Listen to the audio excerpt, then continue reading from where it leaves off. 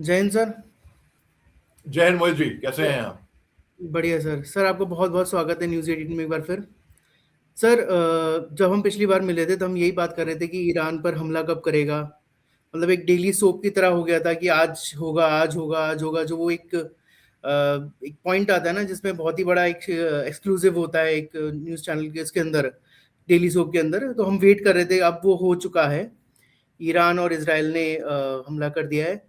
Sir मेरा पहला प्रश्न यही है कि अयतुल्ला खमैनी जो मारे गए हैं, सुप्रीम लीडर ईरान के, क्या किसी भी देश के इतने बड़े सुप्रीम लीडर को टारगेट करना क्या सही है? मोहित जी, शुक्रिया। आपने बहुत अच्छा सवाल, आपने बहुत ही पर्टिनेंट और बहुत ही उम्दा, मैं दाग देता हूं वैसे सवाल की। देखिए, इतने बड़े सुप्रीम लीडर को टारगेट करना क्या ये सही है? हमने रूस और यूक्रेन की जंग सबने देखी है। यहां पर कभी नहीं देखा कि डायरेक्ट ऊपर से टॉप पे टारगेट हो रहे हैं। हाँ, प्रेसिडेंट पुतिन साहब के घर के ऊपर एक यूएवी गिरा था उनके फ्लैग पोस्ट पे तकरीबन 2-1 साल पहले। बट वी डू नॉट सी कि ऐसा एक टारगेट हो रहा है। अमेरिका जो है वो अपना मनमानी हमेशा रखा है। अमेरिका ने हमेशा बहुत दादागिरी करी है। अमेरिका ने, उन्होंने बल्कि वेनेजुला के प्रेसिडेंट को उठा के ये साबित कर दिया, ये मैसेज संदेश दिया है दुनिया में कि हम तो दादा है भैया, हम जो मर्जी जैसा मर्जी जब मर्जी हम करेंगे, कर लो जो करना है, उखाड़ लो जो उखाड़ना है, कोई उखाड़ नहीं पाएगा। अमेरिका ने संदेश दिया है। मोहित भाई, अमेरिका ने अब तक 100 से अन्य राष्ट्रों पे मिलिट्री एक्शन कर रखा है। बाय द वे, सब लोग रूस और यूक्रेन की निंदा करते हैं ना कि रूस ने मिलिट्री एक्शन कर दिया यूक्रेन के ऊपर। अमेरिका ने 100 से अधिक राष्ट्रों पे किया है, बाय द वे। जी। और कितने राष्ट्रों पे रिजीम चेंज किया है हम्म। आपने, पता है? आपने पूछा है ना, तो कितने राष्ट्रों पे, मैं कुछ एक ज्यादा नहीं, कुछ चंद एक मुल्क, क्योंकि ये पॉडकास्ट है, यहां पर बोलने की वो फ्रीडम है, इन द सेंस के टाइम है, फ्रेम है। अनलाइक टीवी पैनल पे हम डिस्कशन करते हैं, वहां पे मात्र के 30 सेकंड 1 मिनट मिलता है वहां पे बोलने के लिए। मैं कुछ आपको इतिहास में ले आता हूँ मोहित जी, और हमारे सारे दर्शकों को समझने के लिए एक बैकग्राउंड बिल्डअप कर रहा हूं। पहले मैं, ईरान में पहले भी रिजीम चेंज अमेरिका ने करा था 1953 में, जब सीआईए और यूके इंटेलिजेंस ने ओवरथ्रो किया था democratic elected prime minister Mohammad Mossadegh को। उससे शाह ऑफ ईरान का जो रूल था वो और स्ट्रेंथन हुआ था। 1975 में सत्ता पलट हुई थी, जब खोमेनी की सरकार वहां पर आई थी, जो कट्टरपंथी सरकार थी। ठीक है। अमेरिका ने ग्वेटेमाला में किया था अगले साल उसके 1954 में, जब सीआईए ने ऑर्केस्ट्रेट किया, एक आउटस्टिंग प्रेसिडेंट थे उनके, जोकोबो अर्बेंस, उनको एक डिकेड लॉन्ग डेमोक्रेटिक रेवोल्यूशन को एंड किया था। फिर जब ईरान में किया 1953 में, उसके 20 साल के बाद 1973 में चिली में किया था, जब सीआईए ने सपोर्ट किया था एक मिलिट्री कू अगेंस्ट सोशलिस्ट प्रेसिडेंट थे उनके, सेल्वाडोर एलेंदे। उनको रिप्लेस किया था ऑगस्टो पिनोशेट से। इराक में सब जानते हैं ये बात, इराक में 2003 में अमेरिका ने अपने फोर्सेस लीड किए और इन्वेड किया इराक को, और सदाम हुसैन को ओवरथ्रो किया। सदाम हुसैन को बाद में मार दिया, फांसी लगाई थी, वो जी। अलग बात रही। साउथ वियतनाम में 1963 में, यानी कि ईरान में क्या 10 साल पहले, 1953 1963 में साउथ वियतनाम में अमेरिका ने सपोर्ट किया था एक कू। प्रेसिडेंट और निको डियाम प्रेसिडेंट निको डियाम साउथ वियतनाम में प्रेसिडेंट थे। अमेरिका को पसंद नहीं आया तो अमेरिका ने उनको वहां से कू करा के हटवाया। ग्रेनेडा में 1983, यानी कि आप 53 ईरान में हुआ, 63, 73, 83, यानी कि करेक्ट 3 डिकेड 30 साल के बाद वहां पे ग्रेनेडा में किया था, जब अमेरिका ने इन्वेड किया था, ओवरथ्रो किया था एक मार्क्सिस्ट गवर्नमेंट को। पनामा में जी। 1989, जब अमेरिका ने इन्वेड किया आउटस्टेट लीडर मैनुअल नोरेगा को। अफगानिस्तान में 2001 में किया, जब अमेरिका ने इन्वेड किया और अफगानिस्तान को और तालिबान को वहां से हटाया। तालिबान तो अनपॉपुलर थी। और जो और एग्जाम्पल्स में कई सारे हैं।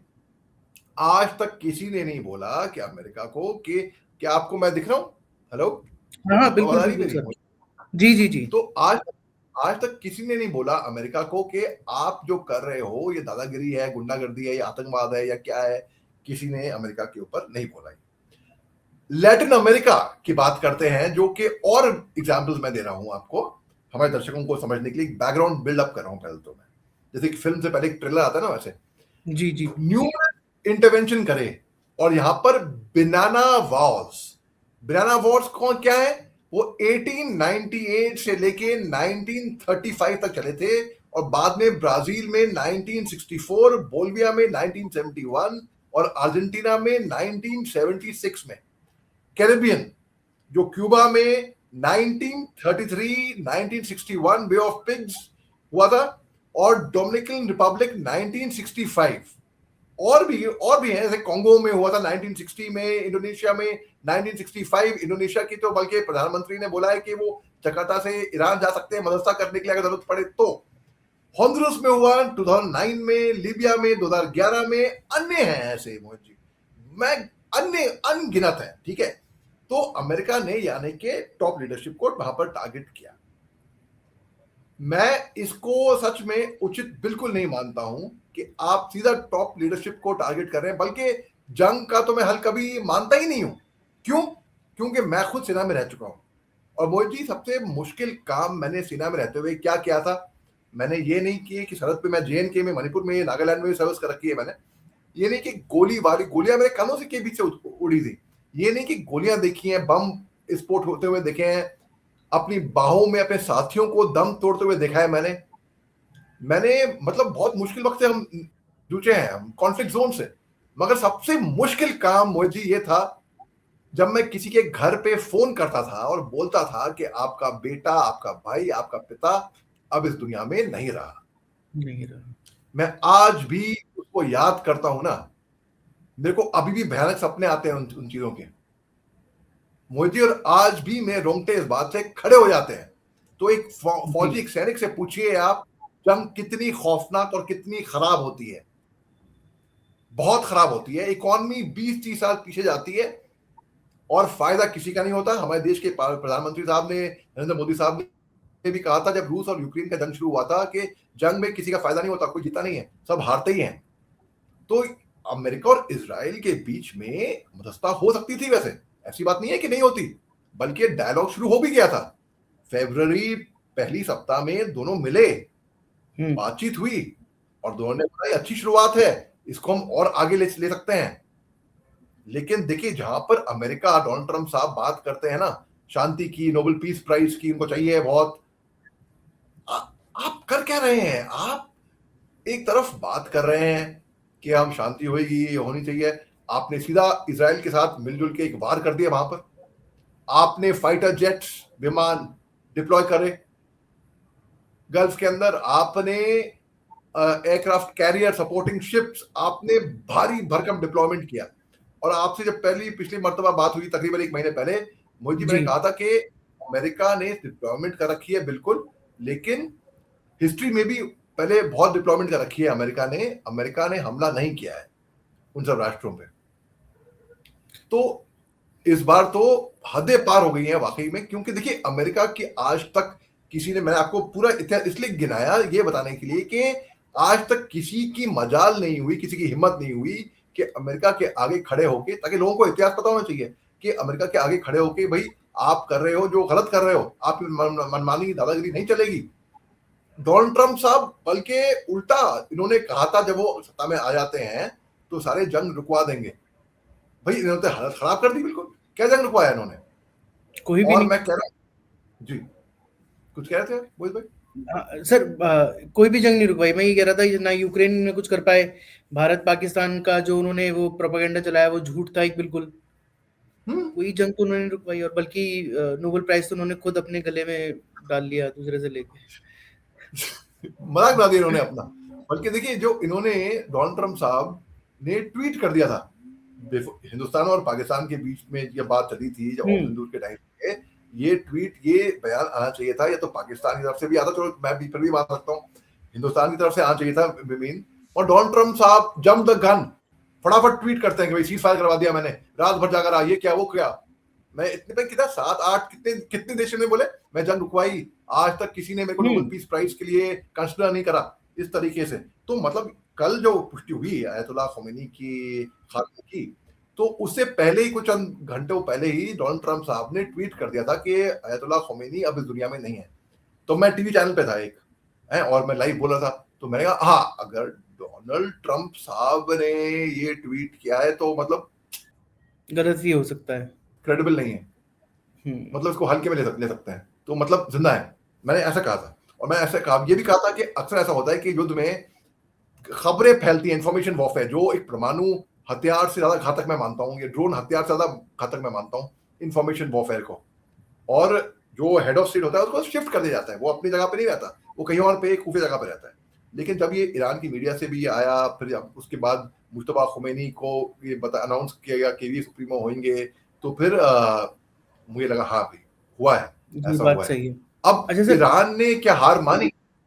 नहीं, ईरान ने तो हार नहीं मानी, बल्कि मैं तो कह रहा हूं ये अमेरिका की बहुत बड़ी गलती थी एक तरीके से। जैसे आपने बोला कि सुप्रीम लीडर को टारगेट किया है, क्योंकि इसलिए मैं गलती मान रहा हूं क्योंकि अमेरिका ने सुप्रीमो को तो मार दिया, कि उनका मकसद क्या था? क्या अपने रिजीम मकसद चेंज पे वो करना। उनको मिला जो उनको नहीं मिला? अभी रिजीम कहाँ चेंज हुई? अगर वो रिजीम कहां चेंज हुई, बिल्कुल सही बोला आपने। अगर वो अयातुल्लाह खोमेनी को मारने का मकसद था उनका, तो उनको मिनट टू मिनट लोकेशन सब कुछ डिटेल सब पता थी उनकी, वो वैसे असैसिनेट कर देते भाई, सही जंग बात है। छेड़ने की जरूरत थी। उनकी 14 महीने की पोती, उनके खानदान को क्या उजाड़ने की जरूरत थी? असैसिनेट कर देते एक सिंगल आदमी को पिन पॉइंट करके। मगर मकसद ये नहीं था जो 7 लीडर मारे उन्होंने 24 घंटे के अंदर, कि भाई हम चैंपियन है। ईरान में वो बस नहीं है, बैंडविड्थ स्टैमिना नहीं है। मगर हाँ, ईरान के पास कोई मिलिट्री सैन्य शक्ति नहीं है, एयरफोर्स नहीं है, नेवी नहीं है। ईरान के पास प्रॉक्सी है, हुईथी, हिजबुल्ला, हमास, हमास जी। और ईरान की मिसाइल का तोड़ नहीं है किसी के पास, जैसे कि इजराइल की टेक्नोलॉजी का तोड़ नहीं है, अमेरिका की पावर का तोड़ नहीं है किसी के पास। तो ईरान मिसाइल्स, अब ईरान हो गया आगे, ईरान को गुस्सा, दिमाग खराब हो गया, धमाधम ईरान ने जो जवाबी कार्रवाई करी। किसी को उम्मीद नहीं थी कि ईरान ऐसी जवाबी कार्रवाई कर सकता है। कुवैत के अंदर, बहरीन के अंदर जो अमेरिका की सैन्य बेसिस थी, उनको निशाना बनाकर वहां पर अपने मिसाइल फायर करे। कतर के अंदर, बल्कि यूएई, बताइए यूएई में तो अमेरिकन सैन्य बेस है भी नहीं, फिर भी यूएई को निशाना क्यों बनाया? यूएई को निशाना इसलिए बनाया, जो कि मैं कतई सही नहीं मानता हूं, ये समझ के कि यहां पर स्पाइस, जासूस बैठे होंगे जो हमारी खबरें दे देंगे। अब अयतुल्लाह खोमेनी के जो सपोर्टर नहीं भी थे ना, कल जो सपोर्टर नहीं भी थे, वो लोग मुझे फोन करके बोल रहे थे कि भैया इस बंदे ने कम से कम ये खड़ा हुआ अमेरिका के आगे, जिसकी हिम्मत कभी किसी की नहीं हुई। जो मैंने आपको इतिहास बताया, तारीख वाइज एक्यूरेट है वो। लोग अगर सोच रहे हैं कि मैं ऐसे हवा में बोल रहा हूँ, गूगल कर ले, अभी वो तारीख आपको एक्यूरेट मिलेगी।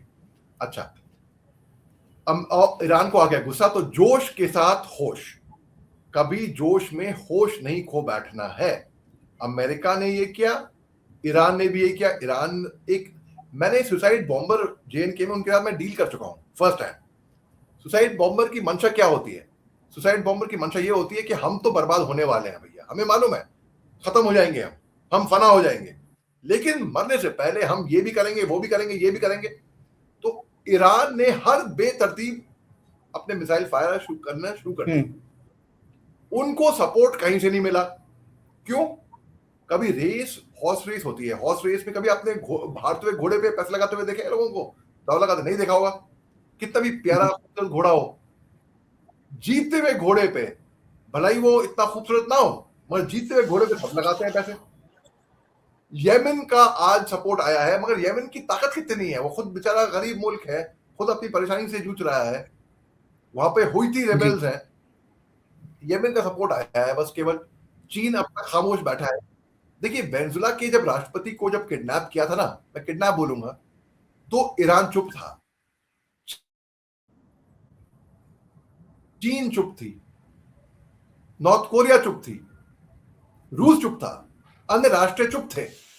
इंटरनल निंदा हुई है, कभी किसी ने डोनाल्ड ट्रंप साहब को ये डायरेक्टली नहीं बोला कि जो आपने किया ये गलत किया, आपको ये नहीं करना चाहिए था, वो एक सोवरेन राष्ट्र है, उनकी इज्जत करिए आप ना। यहाँ पर पूरे इंटरनेशनल लॉज का उल्लंघन कर दिया। यहाँ पर भी देखिए आप, जेनेवा कन्वेंशंस, यानी कि किसी भी निर्दोष मासूम सिविलियन को नुकसान ना हो, यहाँ पे जेनेवा कन्वेंशंस कहां पर है? धज्जियां उड़ा दी हैं इन लोगों ने दोनों तरफ से, और ताली कभी एक हाथ से बचती नहीं है ना। कि मैं ये नहीं कह रहा कि ईरान की गलती थी, अमेरिका की गलती थी, दोनों की गलती थी, ताली बजी, दोनों की गलती थी यहां पर। और देखिए यहां पर अगर दो राष्ट्र ये बात समझ जाते कि ठीक है, क्योंकि ईरान के आगे ऑप्शन अमेरिका ने क्या रखे थे, आगे पीछे कुआं। तो अयतुल्लाह ख़ोमेनी साहब ने ये समझा कि भाई अगर रजीम चेंज हो जाता है तो या तो 3 ऑप्शन होते हैं उनके आगे, या तो एग्जाइल हो जाती, तड़ी पार, या तो जेल हो जाती, या तो मृत्युदंड, एग्जीक्यूट, या तो मार देते को।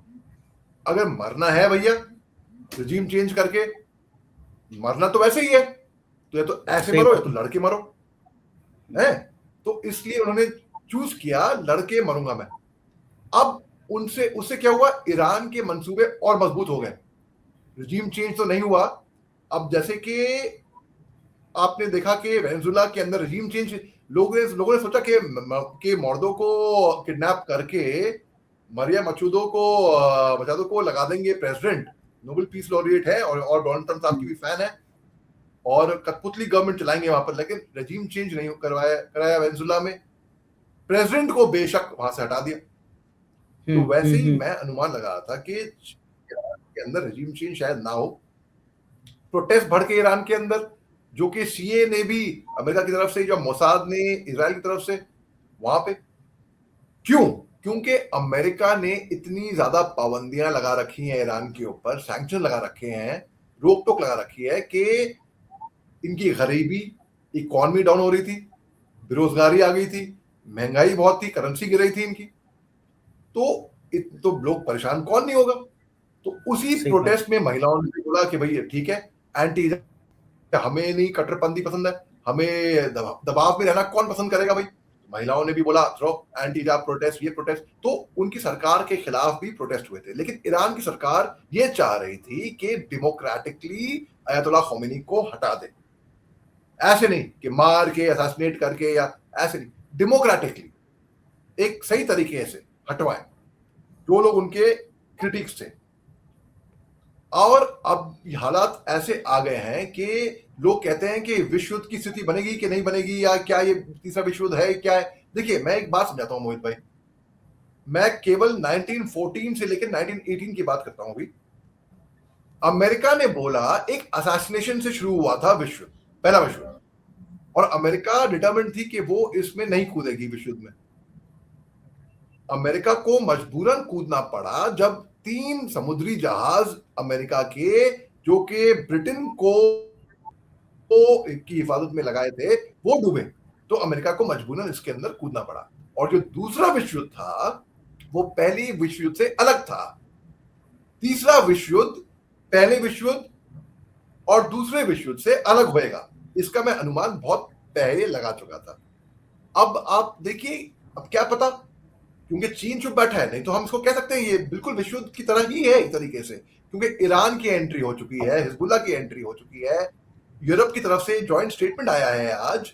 फ्रांस, जर्मनी और ब्रिटेन निंदा करी है ईरान की और बोला हम मिलकर ईरान को मारेंगे। ईरान कैसे रेकलेस बेतरतीब मिसाइल फायर कर रहा है अपने। अब जो नए वहां पर हेड ऑफ सुप्रीमो आए हैं वहां पर, देखिए मुश्तबा हुसैनी ख़ुमैनी साहब, क्या वहां की सरकार जो फेथ, जो ट्रस्ट उनको था उनके सुप्रीमो में, वही फेथ, वही ट्रस्ट यहां पर इंपोज करेगी क्या? हो सकता है शायद ना करे। जिनकी पैदाइश, मुश्तबा हुसैनी ख़ुमैनी की पैदाइश 8 सितंबर 1969 में हुई थी, एक ईरानी पॉलिटिशियन थे और एक क्लरिक भी रह चुके थे, और बल्कि ये दूसरे बेटे हैं अयतुल्लाह अली ख़ुमैनी साहब के। और देखिए मुश्तबा ख़ुमैनी ने सर्व किया था ईरान इराक वॉर के अंदर 1987 से लेकर 1988 के अंदर, और रिपोर्टेडली इन्होंने कंट्रोल लिया था बसिज ये कैसे में प्रोटेस्ट, जो प्रोटेस्ट हुए थे उनको सप्रेस किया था 2009 के अंदर। और इनको एक बहुत ही शक्तिशाली इन्फ्लुएंशियल ख़ोमेनी साहब के और भी बच्चे हैं, बल्कि तीसरे बच्चे बेटे जो हैं वो उनके बिहाफ पे कम्युनिकेशन कमांड संभाले हुए थे। इनको कंसिडर किया जाता है एक बहुत ही इन्फ्लुएंशियल लीडर एक तरीके से, और ये इसको अनुमान लगाया, दिन की तैयारी हो रही थी कि ये ख़ामेनी साहब से जब के बाद यही टेक ओवर करेंगे। और मुज्तबा ख़ुमैनी साहब 1969 जब इनकी पैदाइश हुई और इसके इन्होंने बल्कि इनकी पढ़ाई लिखाई थियोलॉजी के अंदर हुई है, और जो इनके शुरुआत के साल थे वो हुए थे मोहम्मद हुसैनी शरदौ जिनके शागिर्द रह चुके थे, और 1999 में इन्होंने कंटिन्यू किया। कौम एक जगह है बेसिकली, और जी। वहां पर एक क्लरिक मोहम्मद तकी मजबिया यजदी के ये शागिर्द थे, और इस तरीके से मतलब इनकी जो ट्रेनिंग जो ग्रूमिंग हुई थी वो भी एक तरीके से कट्टरपंथी में ही हुई है, लेकिन क्योंकि ये यंगर जनरेशन है तो हो सकता है ये इतना कट्टरपंथी ना हो ईरान के अंदर। इसी बात अच्छा सर, अमेरिका एक चीज़ मेरे को थोड़ा टेक्निकल पूछना था। जो ये ऑपरेशन हुआ जिसमें खमैनी जी सॉरी अयतुल्ला खमैनी जी का डेथ हुआ, इसमें इस ऑपरेशन को करने में एक मिलिट्री के हिसाब से कितना समय लगता है इसको पूरा प्रिपेयर करने में? इंटेलिजेंस गैदरिंग, टारगेट एक्विजिशन, मतलब इसमें कितना समय लगता है मिनिमम एक कितना बड़ा मतलब टारगेट अचीव करने में? देखिए डिपेंड करता है, निर्भर करता है, और मैं यहाँ पर कहूँ कि अमेरिका को तो पूरा मालूम था कि पूरी इंटेलिजेंस थी हमारे पास, अमेरिका को पूरी खबर थी, minute by minute, second by second, location by location, point A to point B पूरा। तो अगर अमेरिका चाहती तो असैसिनेट भी कर सकती थी, लेकिन देखिए अमेरिका मैं तो 3 मेन मांगे, कई और भी होंगी, मगर अपने तरफ से जो जहां तक मैं मानता हूं एज मेजर मोहम्मद अली शाह, मैंने 3 मांगे अपने असेसमेंट में देखी। अमेरिका चाह क्या रहा था? शायद शायद पहला, क्योंकि ईरान के अंदर तेल बहुत है तो वहां पे तेल को कब्जा कर लेगा, उनके कंट्रोल में आ जाएगा। फिर स्टेट ऑफ हॉर्मोज जो है उस पे वो उनके कंट्रोल में आ जाएगा। उससे क्या होएगा? उससे जो हिंदुस्तान को 40% तेल हमको ईरान से आता है स्टेट ऑफ हॉर्मोज से, जो चीन की तरफ को एक संदेश भी है कि चीन का जो तेल आता है वो ईरान से ही आता है बेसिकली, तो वो कट ऑफ हो जाएगा। एक तरीके से एक तमाचा भी है चीन के लिए। तीसरी बात, बाय डिप्लॉयमेंट हो जाएगी उनकी ईरान के अंदर, तो मिडिल ईस्ट गल्फ राष्ट्रों में वो आराम से अपना दबदबा बनाए रख सकते हैं। वो जैसे कि उन्होंने मिलिट्री बेसिस बनाए हैं ना अपने अलग अलग राष्ट्रों में, वैसे अब स्ट्रेट ऑफ हॉर्मोज की बात करते हैं क्योंकि वो एक ऐसी स्ट्रेटेजिकल लोकेशन के ऊपर है जहां पर पूरा ट्रांजिट पैसेज वहां पे आता है, बल्कि जो टेरिटोरियल वाटर्स हैं ईरान के या ओमान के, वो पूरा ट्रांजिट पैसेज को वो कवर करता है।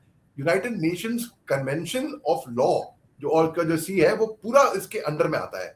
लेकिन जो देश जो रेक्टिफाई जो नहीं करते इसमें, इसके कई लोग देश हैं जो इस पे निर्भर नहीं है, लेकिन कई हैं, बहुत हैं बल्कि, तो ये एक तरीके से इसको चोक कर देंगे। और 1959 में ईरान ने ऑल्टर किया था एक लीगल स्टेटस जहां पे इस स्ट्रेट को एक्सपैंड किया था, टेरिटोरियल सी, यानी कि 12 एनएमआई यानी कि 22 किलोमीटर तक लगभग होगा, उसको डिक्लेयर किया था, रिकग्नाइज किया था कि वो केवल एक ही ट्रांजिट रूट है इनोसेंट पैसेज के लिए, जो न्यूली एक्सपैंडेड एरिया था। और 1972 में ओमान ने इसको एक्सपैंड किया था टेरिटोरियल सी में, यानी कि 12 एनएमआई यानी कि 22 किलोमीटर बाय डिक्री, यानी कि 1972 में स्ट्रेट ऑफ हॉर्मोज जो है वो कंप्लीटली क्लोज हो गया था, और एक कंबाइंड टेरिटोरियल पानी के लिए ईरान और ओमान एक्सक्लूसिवली उनके लिए। और 1970 में क्या हुआ था, बड़ी दिलचस्प बता रहा हूं मैं आपको ये, 1970 में ईरान और ओमान दोनों ने कोशिश करी कि एक पैसेज वॉरशिप्स के लिए बंद हो खोले, लेकिन 1980 में दोनों देशों ने इस पे अपने क्लेम जमाना शुरू कर दिया, अपना हक जमाना शुरू कर दिया, और इस हिसाब से फिर बात जमी नहीं। लेकिन रैटिफाई किया अनक्लोज ने 1989 में।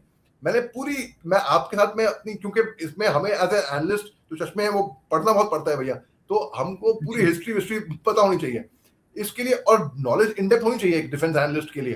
तो इसके लिए अब टीवी पे तो हम इतना नहीं बोल पाते क्योंकि 30 सेकंड 40 सेकंड 1 मिनट के बाद कोई और चैनल लगेगा, फिर वो चलाएगा, ये होता है बेसिकली। आपके जैसे शो में कम से कम एक इंटेलेक्चुअल डिस्कशन हो सकता है, इसके लिए मैं आपके साथ ये बयां कर रहा हूं मैं ये सब बातें। तो सर। अमेरिका चाह रहा था कि वहां पर कब्जा जमा ले, लेकिन एक तो आपने सही का फरमाया, रजीम चेंज नहीं हुआ, फायदा क्या हुआ? कुछ नहीं हुआ।